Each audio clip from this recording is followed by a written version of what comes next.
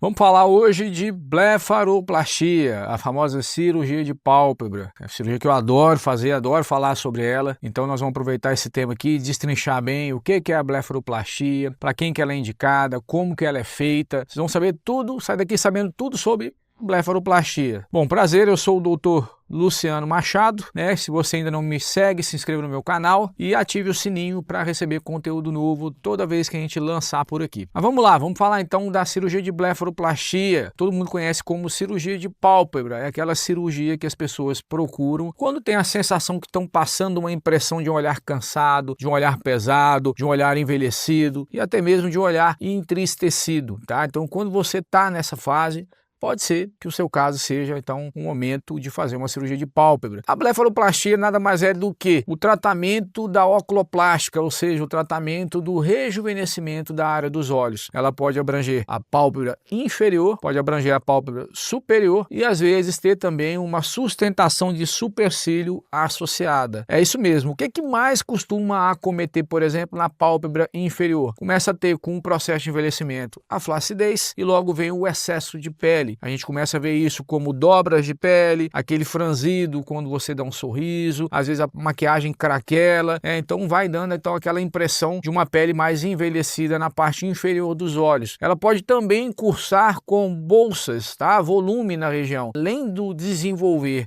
de flacidez de pele, com o passar dos anos a gente pode desenvolver também a questão de bolsas de gorduras aumentadas. E ainda para completar, pode acontecer a retenção de líquido e a gente vê isso através de bolsinhas mais distantes, próximo ao rebordo ósseo, uma dobrinha de pele, que aquilo muita gente se confunde com simplesmente uma sobra de pele, e é o famoso festum, ou seja, é a retenção de líquido, bolsa de retenção de líquido. Na pálpebra superior, é muito comum também a gente ouvir esse termo, a sensação de olhar cansado, de olhar pesado, de volume sobre os olhos. Então aquilo também pode ser excesso de pele e também costuma ter bolsinhas de gordura gerando volume. Então toda vez que a gente vai fazer a blefaroplastia superior, a gente vai aproveitar para a remoção de pele e averiguar se tem ou não excesso de gordura. E a área dos supercílios, então, ela pode cursar com um rebaixamento, com o processo de flacidez que vai acontecendo no rosto. Terço inferior vai caindo, vai pesando, terço médio vai pesando, e com o terço superior não é diferente, ou seja, com o passar dos anos o supercílio pode rebaixar. Isso incomoda muito as mulheres, porque é um toque de feminilidade, um supercílio mais arqueado, é um toque de jovialidade. Então quando isso acontece, o supercílio rebaixa, pode dar também um olhar mais cansado, mais entristecido principalmente, e se confunde com o olhar mais masculino, que sim,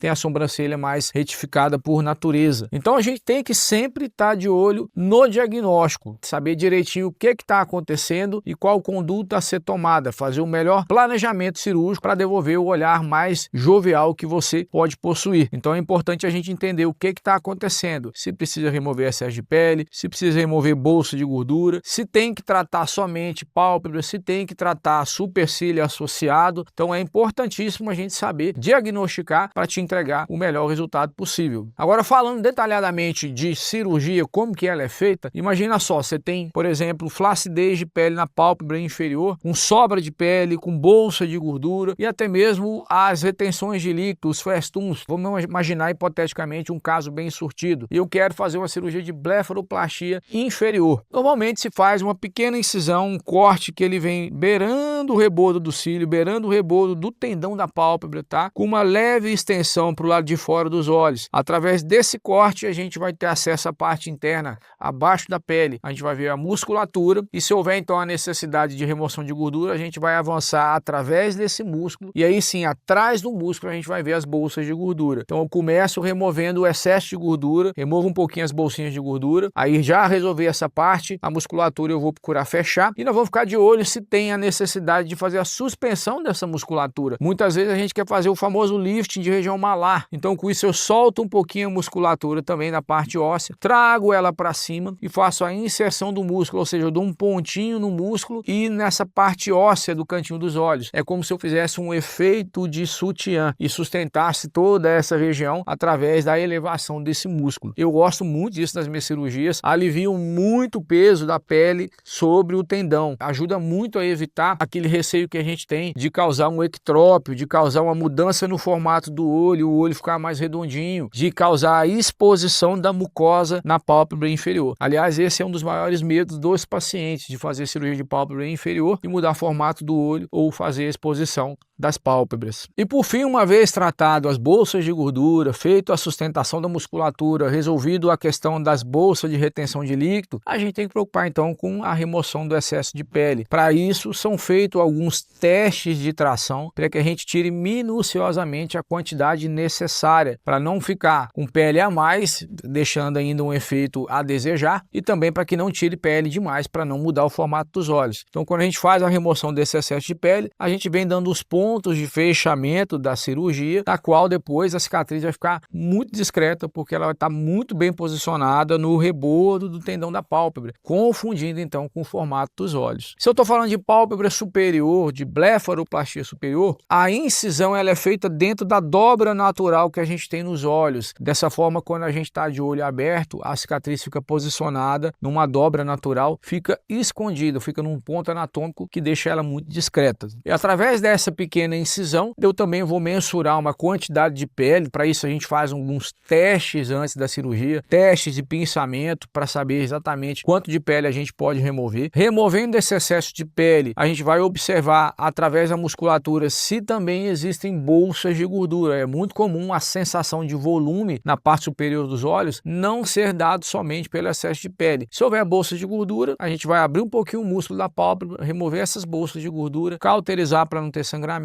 e aí sim a gente pode vir com o fechamento. Detalhe, o paciente pode reclamar de um volume no supercílio. Isso pode ser até uma característica constitucional, o indivíduo ter isso a vida inteira, desde mais jovem. Esse volume do supercílio, ele se dá por conta da nossa prega cutânea, às vezes, ser mais espessa. Algumas pessoas têm uma camada de gordura logo abaixo da pele, acompanhando todo o rebordo da pele sobre o osso, uma camada de gordura mais grossa, mais espessa. E a gente pode remover um pouco dessa camada de gordura, né, o chamado RUF, tá? O nome dessa gordurinha é RUF. A gente pode remover também um pouco da quantidade de gordura no rebordo ósseo, emagrecendo, né, entre aspas, a região dos olhos aí. Então é muito comum paciente que tem isso constitucionalmente desde criança, desde mais jovem, um olharzinho mais gordinho, mais pesado, a gente aproveitar nessa cirurgia também e remover essa camada de gordura que não tem nada a ver com as bolsinhas de gordura. E por fim a gente então faz o fechamento de pele, né, vai fazer os pontos específicos, deixando a cicatriz onde eu disse, dentro da dobra natural dos olhos. O que eu espero com isso? Um olhar mais levantado, um olhar mais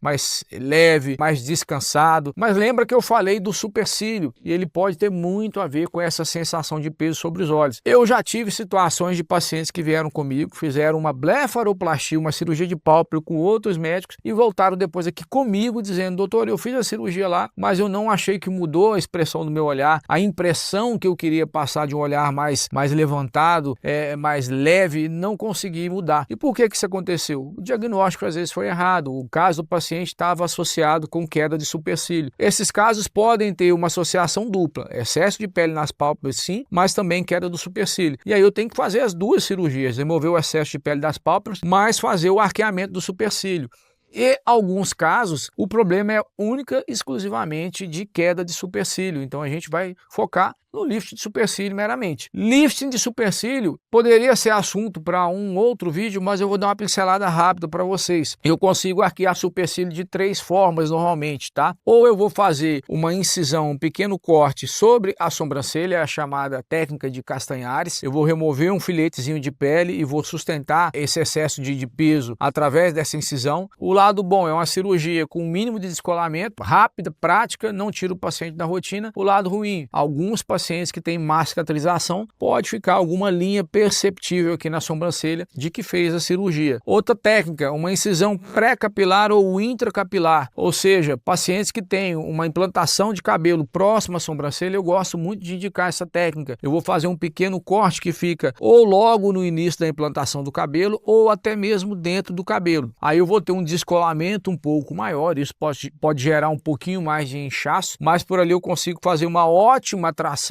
e também com isso eu consigo deixar a cicatriz bem posicionada e bem discreta. Ela é difícil para pacientes que têm a implantação do cabelo alto. Então homens normalmente que têm entradas ou mulheres que naturalmente têm a implantação do cabelo mais alto, pode tornar difícil fazer essa técnica, mas eu gosto muito dela. E tem também a técnica endoscópica. É uma situação em que a gente vai fazer simplesmente pequenos furinhos dentro do couro cabeludo e através do uso de microcâmera e equipamentos endoscópicos, instrumentais endoscópicos, a gente consegue fazer a soltura da musculatura dessa região, dar pontos internos sustentando toda a camada muscular, elevando essa região e aí sim criando um efeito de sustentação com uma cicatriz mínima feita com furinhos dentro do cabelo. É uma cirurgia aí que eu gosto muito, padrão ouro, em caso de paciente que vive muito da sua imagem. A gente vê muitas atrizes fazendo isso daí ultimamente, a cirurgia endoscópica. Ela não só é usada para sustentação de supercílio, como ela tem sido cada vez mais usada também para sustentação de terço médio e até mesmo terço inferior da face, tá? Deixando um aspecto estético muito bom em termos de cicatrizes. Então as cirurgias da área dos olhos, elas podem ser muito mais amplas do que aparentam ser. É importante um cirurgião experiente que saiba fazer principalmente uma avaliação correta, um diagnóstico correto, para a partir daí começar um planejamento adequado da sua cirurgia que vai te entregar o melhor resultado. Paciente que está na dúvida, é caso para mim fazer, está na hora de eu fazer, não está na hora?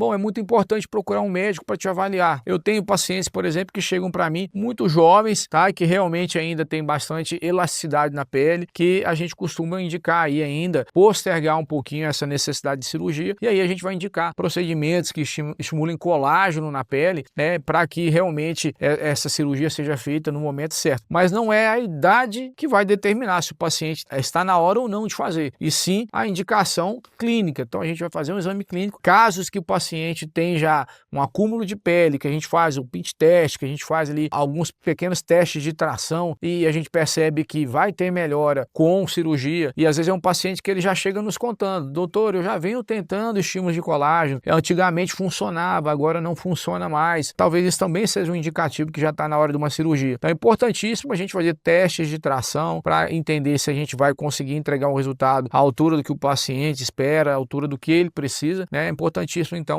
passar numa consulta antes. Mas tem sim pacientes que, apesar de serem jovens, apesar de ainda não ter um processo de flacidez instalado, pode ter também uma questão constitucional. É aquele paciente que ele tem um RUF, tem um volume de gordura natural maior, então a cirurgia ela não é focada em tratar flacidez, a cirurgia não é focada em tirar excesso de pele. Eu tenho caso de paciente que tem bolsas já presentes também, bolsas de gordura, pacientes jovens, e não tem excesso de pele. Então esse paciente vai ter uma cirurgia também de blefaroplastia focada em remoção de volume e não de remoção de excesso de pele. Então cada caso é um caso, tem que ser visto com muita calma para que a gente realmente faça o melhor planejamento possível e entregue o melhor resultado. Mas o fato é, a cirurgia de pálpebra ela é uma realidade em que traz resultados exponenciais, em que a gente consegue mudar de forma expressiva a impressão que a gente busca passar do olhar. Eu digo sempre, vocês vão ver eu falar muito sobre isso, o olhar fala muito sobre a gente, e normalmente um olhar envelhecido, uma pálpebra flácida, um volume sobre os olhos, muitas vezes não vão passar a impressão de como a gente de fato está se sentindo por dentro. Então, a busca pela oculoplástica, a busca pela cirurgia da área dos olhos, de rejuvenescimento da área dos olhos, está cada vez maior para que a gente consiga alcançar essa plenitude. Um resultado que passe a impressão correta de como você se sente por dentro, entregando naturalidade e jovialidade para você. Eu não podia deixar de comentar uma coisa muito específica que acontece em casos de uma flacidez de pele de pálpebra superior muito extrema. Isso muito comum em pacientes de mais idade, onde eles vão perdendo o campo visual. Ou seja, a cirurgia de blefaroplastia, além de uma cirurgia estética, ela também pode se tornar uma cirurgia funcional. Então, caso que o paciente chega a um ponto de ter um excesso de pele extremo, em que ele vai ter uma queda maior da região superior dos olhos, essa parte da pálpebra ela pode causar sim uma perda do campo visual. Quando o paciente olha para o lado, ele vai enxergar a pele dele. Então isso se torna uma questão funcional. Para questões funcionais, normalmente até o plano de saúde cobre, né? Os atestados que o paciente pode dar no trabalho podem ser mais ampliados e justificados devido a ser uma cirurgia funcional. Ou seja, não só para estética, mas em alguns casos de bastante pele, ela é sim também uma cirurgia corretiva, é uma cirurgia que vai corrigir então um déficit visual aí causado pela perda do campo visual. Bom, então chegamos ao fim do nosso vídeo, espero que vocês tenham gostado do conteúdo, é um tema muito abrangente para a gente explanar aqui, então se vocês tiverem dúvidas ou quiserem fazer algum comentário, por favor escrevam para mim, eu vou ter o maior prazer em ler e o maior prazer em responder. Se você ainda não está inscrito no meu canal, vamos se inscrever no canal, ative o sininho para receber conteúdo sempre que a gente lançar por aqui, vai ser um prazer estar sempre aqui com vocês e espero vocês no próximo vídeo.